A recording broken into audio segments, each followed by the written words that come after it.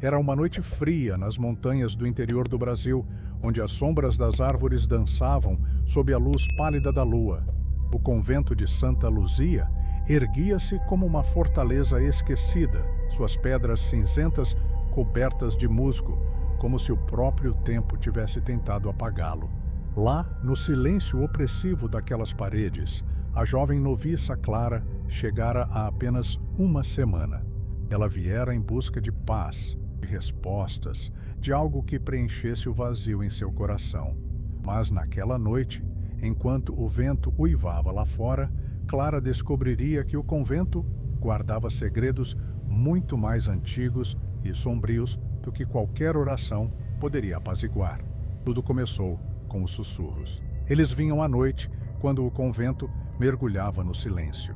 Clara, deitada em sua cela estreita, ouvia vozes suaves, quase inaudíveis, como se as próprias paredes sussurrassem segredos. No início, ela pensou que era o cansaço, ou talvez o vento se infiltrando pelas frestas. Mas os sussurros eram insistentes, palavras desconexas que pareciam formar frases em uma língua que ela não entendia. Libera-nos, libera-nos, era o que parecia dizer. Clara tentou ignorá-los, mas a cada noite eles ficavam mais altos, mais claros, como se algo estivesse se aproximando. Na manhã seguinte, Clara mencionou os sons para a irmã Margarida, a Madre Superiora. A mulher de rosto severo e olhos que pareciam enxergar através da alma, apenas sorriu. É o vento, minha filha. As montanhas têm vozes próprias. Reze mais e elas se calarão. Mas Clara sabia que não era o vento. Havia algo nos sons, uma urgência, uma dor que a fazia estremecer. Ela começou a perceber que as outras freiras também agiam de forma estranha. Elas evitavam o claustro central, um pátio interno cercado por corredores escuros, onde as sombras pareciam mais densas do que em qualquer outro lugar. Incapaz de ignorar a inquietação, Clara começou a explorar o convento. Durante uma tarde, enquanto as freiras estavam em oração, ela encontrou uma porta escondida atrás de uma tapeçaria desbotada. A porta levava a uma escadaria em espiral, descendo para um porão úmido e esquecido. O ar ali era pesado, cheirando a terra molhada e algo mais, algo metálico, como sangue velho. No fundo do porão, Clara encontrou um baú coberto de poeira. Dentro havia um diário, suas páginas amareladas pelo tempo. As palavras, escritas em tinta desbotada, contavam a história de um convento construído sobre um cemitério indígena, onde rituais proibidos haviam sido realizados séculos atrás. O diário pertencia a uma freira chamada Isabel, que viveu no convento no século XVII. Ela escreveu sobre um grupo de freiras que, em segredo, realizava oferendas a entidades antigas, acreditando que poderiam obter poder sobre a morte. Mas algo deu errado. As entidades exigiram sacrifícios e, quando as freiras tentaram abandonar os rituais, foram amaldiçoadas. O diário terminava com uma frase inacabada: elas não dormem, elas esperam. No claustro. Clara sentiu um calafrio. O claustro central. Era lá que os sussurros eram mais fortes. Naquela noite, Clara não conseguiu dormir. Os sussurros haviam se transformado em vozes claras, chamando seu nome. Clara, libera-nos. Ela se levantou, tremendo, e seguiu o som até o claustro. O pátio estava envolto em névoa, e o ar parecia denso, como se o próprio espaço estivesse vivo. Foi então que ela as viu. Figuras esguias, vestidas com hábitos negros, movendo-se nas sombras. Não eram as freiras do convento. Seus rostos estavam ocultos, mas Clara podia sentir seus olhos, vazios e famintos, fixos nela. Uma delas se aproximou, e Clara viu que seus pés não tocavam o chão. Clara correu de volta para sua cela, o coração disparado. Ela trancou a porta, mas os sussurros a seguiram, agora dentro de sua mente. No dia seguinte, ela tentou confrontar a irmã Margarida novamente, mas a Madre Superiora parecia ainda mais distante, seus olhos brilhando com algo que não era humano. Clara começou a notar que as outras freiras também estavam mudando. Seus rostos pareciam mais pálidos, seus movimentos mais lentos, como se algo as estivesse consumindo por dentro. Desesperada, Clara voltou ao porão, levando o diário. Ela leu cada página, procurando respostas. Isabel mencionava um ritual final, um sacrifício de sangue para apaziguar as entidades. Mas as freiras haviam se recusado e, por isso, foram aprisionadas no claustro, suas almas presas entre o mundo dos vivos e o dos mortos. Clara percebeu que as figuras que via eram essas freiras condenadas a vagar, buscando uma nova alma para libertá-las. E elas haviam escolhido Clara. Naquela noite, os sussurros se tornaram gritos. Clara tentou fugir do convento, mas as portas estavam trancadas e as janelas pareciam seladas por uma força invisível. Ela correu para o claustro, onde as figuras negras a esperavam. Agora, elas não estavam mais nas sombras. Seus rostos eram visíveis, mas não havia nada humano neles. Apenas buracos negros onde os olhos deveriam estar, e bocas que se abriam em gritos silenciosos. Uma delas, a que parecia liderá-las, estendeu a mão e tocou o ombro de Clara. A dor foi insuportável, como se sua alma estivesse sendo arrancada. Clara caiu de joelhos, o diário ainda em suas mãos. Com o último resquício de força, ela abriu o livro e leu em voz alta a última oração de Isabel, uma súplica por perdão. As palavras ecoaram no claustro e as figuras começaram a recuar, suas formas dissolvendo-se na névoa. Mas antes de desaparecerem, a líder sussurrou: "Você nos libertou, mas agora você é nossa." Quando as outras freiras encontraram Clara na manhã seguinte, ela estava sentada no centro do claustro, o diário queimado a seus pés. Seus olhos estavam vazios e ela não respondia. As freiras tentaram levá-la, mas ela se recusava a sair do claustro, como se algo a mantivesse ali. Dizem que, nas noites de lua cheia, Clara ainda pode ser vista, andando pelos corredores do convento, sussurrando palavras que ninguém entende. E, se você se aproximar do claustro central, pode ouvir as vozes: "Libera-nos! Libera-nos!"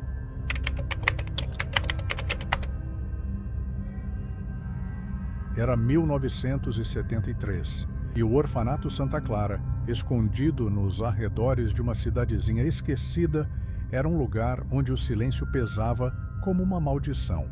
Administrado por freiras de rostos severos e hábitos impecáveis, o orfanato abrigava crianças que carregavam mais cicatrizes do que sorrisos. Entre elas estava Ana, uma menina de 12 anos curiosa e destemida, que nunca acreditou nas histórias que as outras crianças contavam à noite. Histórias sobre a freira do espelho, uma figura que aparecia à meia-noite nos reflexos escuros, com olhos que queimavam como brasas. "É só uma lenda", Ana dizia rindo. Mas, naquela noite, ela descobriria que algumas lendas são mais reais do que os pesadelos. As crianças sussurravam que, se você ficasse na frente do grande espelho do corredor principal à meia-noite e repetisse 3 vezes: "Irmã sem nome, mostre-se", a freira apareceria. Ninguém nunca havia tentado, pelo menos não que Ana soubesse. Mas a curiosidade dela era maior do que o medo. Ela queria provar que eram apenas histórias bobas, contadas para assustar os mais novos.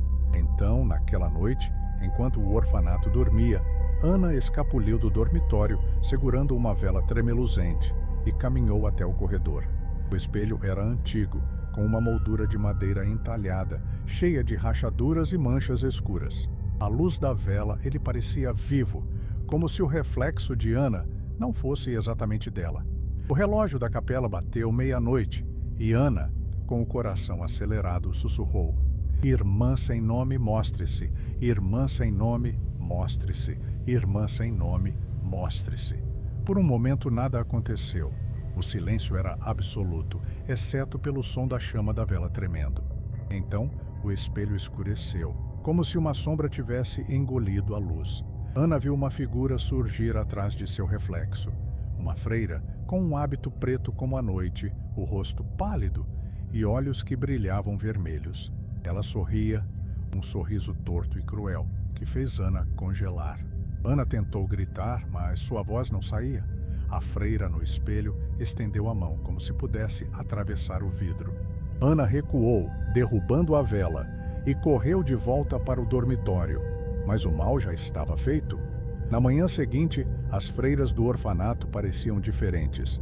Irmã Teresa, que sempre fora gentil, agora tinha um olhar frio, quase vazio. Irmã Clara, a mais rígida, ria sozinha enquanto varria o pátio. Um som que não parecia humano.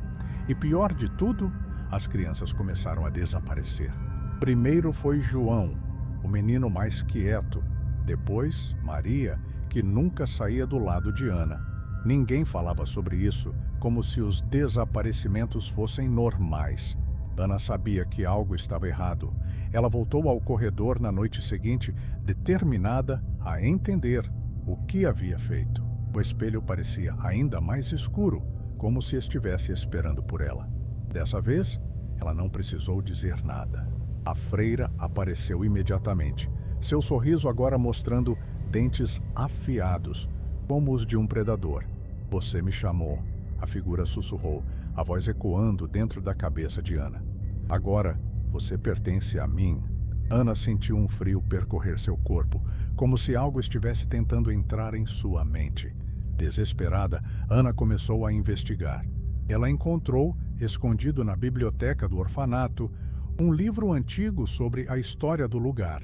As páginas contavam sobre uma freira chamada Irmã Agnes, que havia sido expulsa da ordem por praticar magia negra. Diziam que ela fizera um pacto com uma entidade demoníaca, usando espelhos como portais para aprisionar almas. Quando foi descoberta, Agnes foi excomungada e trancada em uma cela no porão, onde morreu. Mas seu ódio sobreviveu, preso no espelho do corredor, esperando alguém tolo o suficiente para invocá-la. Ana percebeu que, ao dizer aquelas palavras, ela havia aberto o portal. A entidade que se passava por Irmã Agnes estava agora livre, possuindo as freiras do orfanato e usando-as para caçar as crianças. Cada alma capturada tornava-o a entidade mais forte. E Ana sabia que seria a próxima. Ela precisava encontrar uma forma de selar o espelho antes que fosse tarde demais. Naquela noite, Ana roubou um crucifixo de prata da capela e um frasco de água benta. Ela voltou ao corredor, o coração batendo tão alto que parecia ecoar nas paredes. O espelho estava coberto por uma névoa negra e a freira estava lá, esperando. "Você não pode me deter." A voz sibilou, enquanto o reflexo de Ana começava a se distorcer, como se ela estivesse se transformando na própria freira. Ana segurou o crucifixo com força e começou a recitar uma oração que havia encontrado no livro, uma prece de banimento. A entidade gritou, um som que fez os vidros das janelas racharem. Ana jogou a água benta no espelho e o vidro tremeu, como se estivesse vivo. Mas a entidade não desistiu. As freiras possuídas apareceram no corredor, seus olhos brilhando com o mesmo vermelho da figura no espelho. Elas avançaram sobre Ana, suas vozes, misturando-se em um cântico gutural. Ana continuou a oração, mesmo quando as mãos frias das freiras a agarraram. Com um último grito, ela terminou a prece, e o espelho explodiu em 1000 pedaços, lançando cacos pelo corredor. As freiras caíram no chão, inconscientes, e o silêncio voltou ao orfanato. Quando amanheceu, as freiras não se lembravam de nada. As crianças desaparecidas nunca foram encontradas e o orfanato foi fechado pouco depois. Ana foi enviada para outro lugar, mas nunca falou sobre o que aconteceu. Dizem que ela nunca mais olhou para um espelho. E, nas ruínas do orfanato Santa Clara, os moradores locais juram que, à meia-noite, ainda se pode ouvir um sussurro vindo do corredor onde o espelho ficava. Irmã sem nome, mostre-se.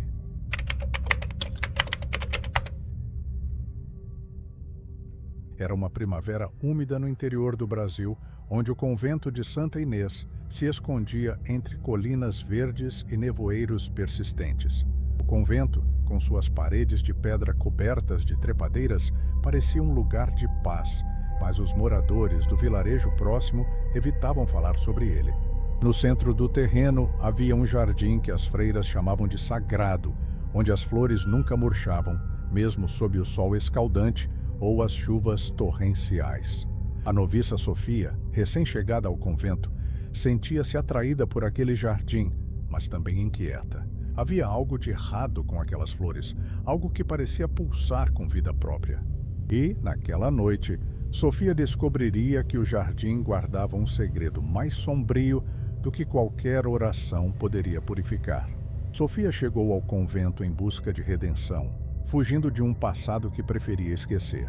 As freiras, lideradas pela austera Irmã Dolores, recebiam-na com sorrisos frios, mas insistiam que ela evitasse o jardim à noite. É um lugar de contemplação, não de curiosidade, dizia Irmã Dolores, os olhos fixos como se soubesse algo que Sofia não sabia. Mas a noviça não conseguia resistir. Durante o dia, o jardim era lindo, com rosas vermelhas, lírios brancos e trepadeiras que pareciam abraçar as estátuas de anjos. À noite, porém, o lugar mudava. As flores pareciam brilhar com uma luz pálida e o ar ficava pesado, com um doce perfume que dava tontura. Na sua primeira noite, Sofia acordou com um som estranho, como raízes se movendo sob a terra. Ela olhou pela janela de sua cela e viu o jardim iluminado por uma luz sobrenatural. Figuras esguias, vestidas com hábitos negros, moviam-se entre as flores, como se as estivessem regando. Sofia esfregou os olhos, achando que era um sonho, mas as figuras continuaram lá, suas mãos pálidas tocando as pétalas com uma delicadeza assustadora. Quando ela tentou abrir a janela, o som parou e as figuras desapareceram. Na manhã seguinte, as freiras negaram qualquer atividade no jardim. Mas Sofia notou que as flores pareciam ainda mais vibrantes, quase pulsando. Incapaz de ignorar o que viu, Sofia começou a investigar. Durante uma limpeza na biblioteca do convento, ela encontrou um livro antigo, escondido atrás de uma prateleira. As páginas contavam a história de um incêndio devastador que destruiu parte do convento 50 anos antes. Um grupo de freiras morreu no jardim tentando salvar as flores que consideravam sagradas. O livro sugeria que o jardim não era apenas um lugar de beleza. Ele fora plantado sobre os corpos das freiras mortas, como parte de um ritual pagão para apaziguar espíritos da terra. Sofia sentiu um calafrio. As figuras que viu eram as freiras mortas, ainda presas ao jardim. Naquela noite, Sofia voltou ao jardim, levando uma lanterna e o livro. As flores pareciam se mover, suas pétalas abrindo e fechando como bocas famintas. O chão sob seus pés estava macio, como se estivesse vivo.